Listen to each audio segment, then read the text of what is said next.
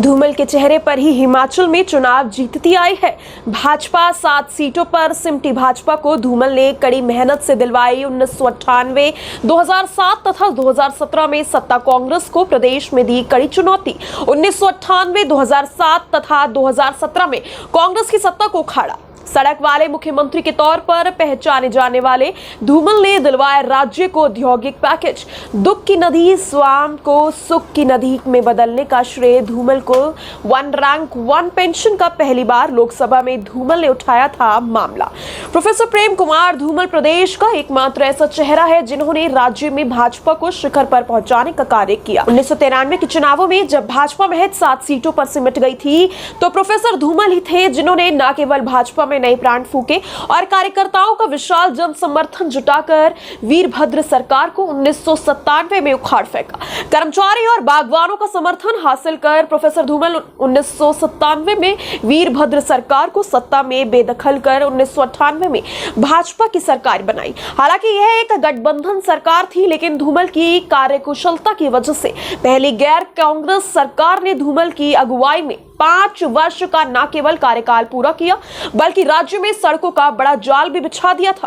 Professor Prem Kumar Dhumal मुख्यमंत्री बनने से पहले लोकसभा सदस्य के तौर पर बेहद लोकप्रिय नेता थे और उस तौर पर विख्यात भी हो चुके थे। संसद में प्रोफेसर धूमल ने सबसे पहले सैनिकों के वन रैंक वन पेंशन का मुद्दा न केवल उठाया बल्कि उसे हल करने की दिशा में निरंतर प्रयास किया। प्रोफेसर धूमल द्वारा उठाए गए वन रैंक वन पेंशन के मामले को बाद में प्रधानमंत्री नरेंद्र मोदी ने न केवल समझा बल्कि इसे लागू कर दिया। धूमल की बदौलत हिमाचल के लाखों सैनिकों और उनके परिवारों को one rank one pension scheme का लाभ मिला। प्रोफेसर प्रेम कुमार धूमल ने ऊना जिले की दुख की नदी के रूप में विख्यात स्वाम नदी की सुख की नदी के रूप में बदला।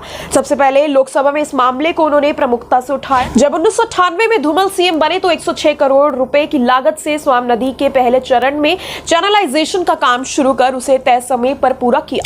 इसके बाद धूमल ने दूसरे चरण को 235 करोड़, तीसरे को 48 करोड़ तो चौथे चरण का कार्य 926 करोड़ रुपए की लागत से होने वाले कार्य की शुरुआत की। आपको बता दें, प्रोफेसर धूमल ने ही प्रदेश के लिए औद्योगिक पैकेज मंजूर करवाया और हिमाचल को औद्योगिक क्रांति की ओर बढ़ाया। इतना ही नहीं, तत्कालीन प्रधानमंत्री अटल बिहारी वाजपेयी के निकटस्थ और मधुर संबंधों के चलते प्रोफेसर धूमल ने राज्य में औद्योगिक पैकेज को मंजूरी दिलवाई। प्रोफेसर धूमल की वजह से ही हिमाचल एक उद्योग राज्य के रूप में पहचान बन गया। इससे पहले कोई बड़ा औद्योगिक क्षेत्र हिमाचल में नहीं था। इतना ही नहीं, प्रोफेसर प्रेम कुमार धूमल हिमाचल ही नहीं देश भर के प्रमुख नेताओं में शुमार है। 3 बार लोकसभा सदस्य के रूप में प्रोफेसर धूमल के सभी राजनीतिक दलों के नेताओं से मधुर संबंध रहे। प्रधानमंत्री नरेंद्र मोदी के साथ प्रोफेसर धूमल के बेहद निकटस्थ संबंध हैं। इन्हीं संबंधों के चलते हिमाचल को बड़ा लाभ भी मिल रहा है। प्रोफेसर प्रेम कुमार धूमल एक ऐसे नेता हैं जिनका हर गांव तक सीधा नाता है। हर व्यक्ति को उसके नाम से पहचानने वाले धूमल पहले राजनेता बने। किसान और सैनिक परिवार से संबंधित प्रोफेसर धूमल बेहद मेहनती और ईमानदार राजनेता के रूप में पहचाने जाते हैं। अब भी हिमाचल के प्रत्येक गांव और वहां रहने वाले लोगों से उनका सीधा नाता है। सड़क वाले मुख्यमंत्री के रूप में विख्यात प्रोफेसर धूमल ने ही प्रत्येक गांव को सड़क से जोड़ने का काम किया। उन्होंने इस प्राइमरी स्कूल में 3 कमरे सुनिश्चित करने की योजना चलाई और राज्य के हर स्कूल में कमरों के निर्माण भी करवाया। प्रोफेसर धूमल मुख्यमंत्री के तौर पर भी लोगों से सीधा संवाद करते थे।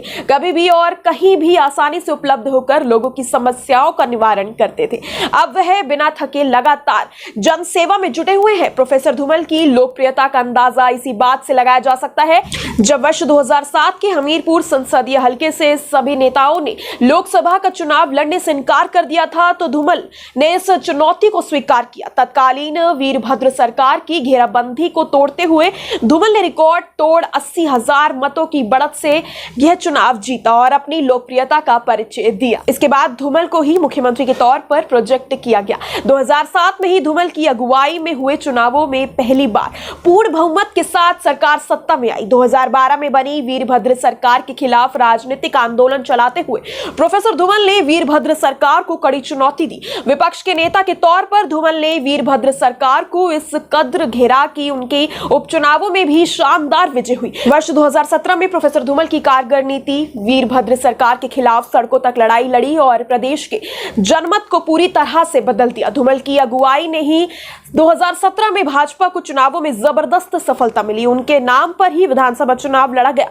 भले ही वह खुद चुनाव हार गए, लेकिन प्रदेश में वीरभद्र सरकार का तख्ता पलट गया। धूमल भले ही सीधे सत्ता में ना हो, लेकिन वह लोगों के दिलों और दिमागों पर आज भी राज करते हैं। धूमल अब भी एक एक कार्यकर्ता से सीधे जुड़े हुए हैं। उनके करिश्माई नेतृत्व का लोहा अब भी माना जाता है।